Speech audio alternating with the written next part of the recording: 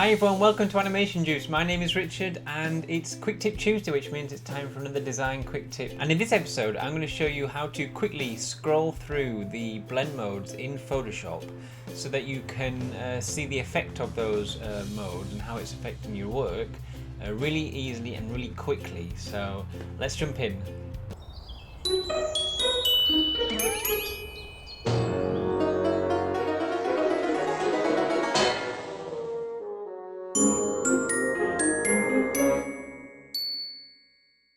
Alright, so here we are in Photoshop.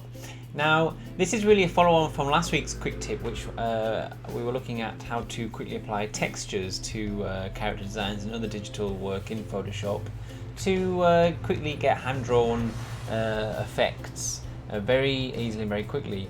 And the way to do that is to use these things called blend modes or layer modes.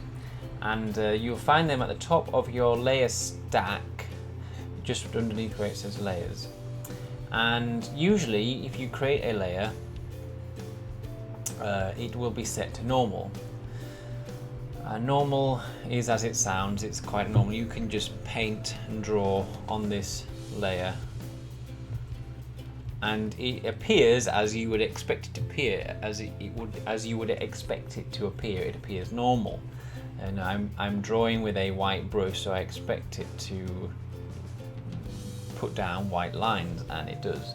But there are a whole host of different types of layer modes that you can use, and all of them give you a slightly different effect. For instance, if I change the layer mode to dissolve, you'll see that what that is actually doing is it's creating this sort of jaggedy tooth to your work. If I turn it back to normal, you'll see there, see, normal, dissolve, darken, and sometimes depending on what you're colouring with, you can't even see the effect. It's to do with the algorithms it's using to decide on what's being displayed and what's not. Multiply, you won't see anything. If you're painting with a white using multiply, you aren't going to see anything. If I paint with a darker colour or a red, for instance,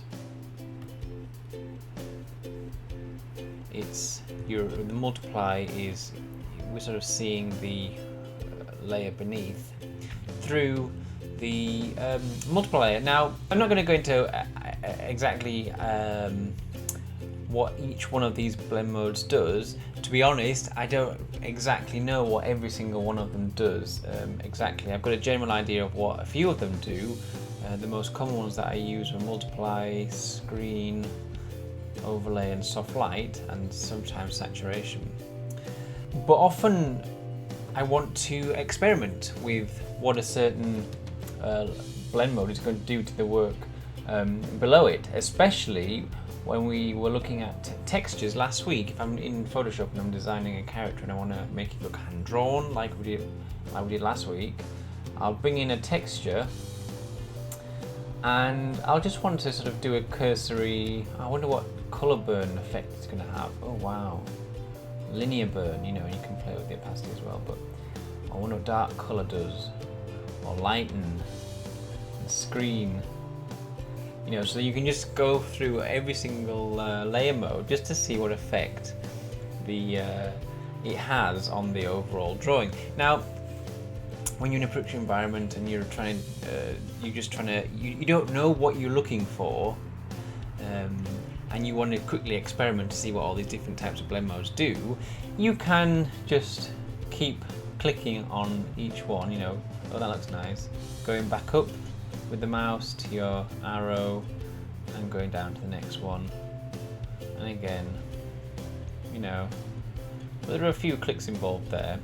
There is actually a shortcut that you can use to quickly cycle through these layer modes, just to quickly get a cursory look at what each one is doing. And the shortcut for that is Shift and positive, or the plus or the minus key. So if I'm holding Shift and hitting plus now, and I can quickly just cycle through all of the different types of blend mode: normal, dissolve, dark and multiply, color burn, linear burn, darker color, lighten, screen, color dodge, linear dodge, light color, overlay, soft light, hard light, weird light, linear light, pin light, hard mix, difference, exclusion, subtract, divide, hue, saturation, color, luminosity, and back to normal.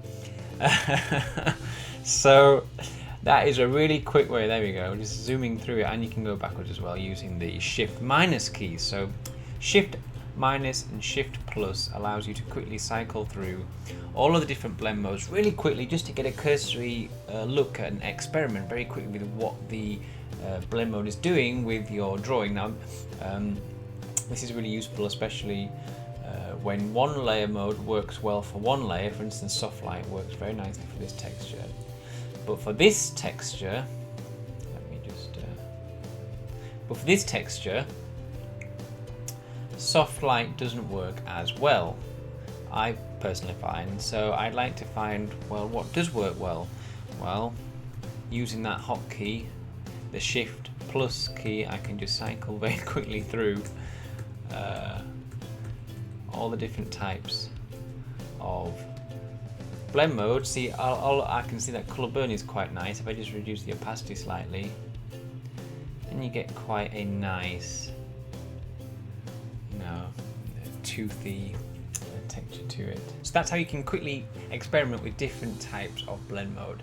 Now, I do have one caveat when using the blend mode cycler, and that is each time you change blend modes, it adds sort of it adds another bit to your history.